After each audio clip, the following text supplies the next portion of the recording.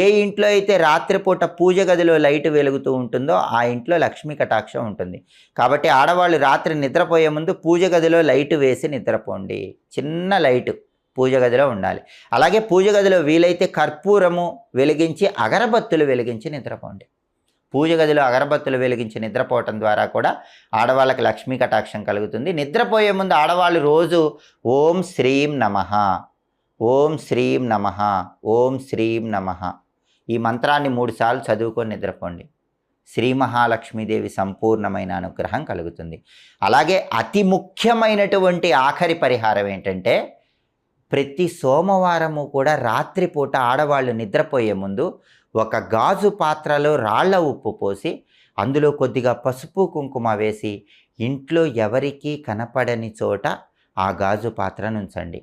ఒక 3 రోజుల తర్వాత ఆ గాజు పాత్రలో ఉన్నటువంటి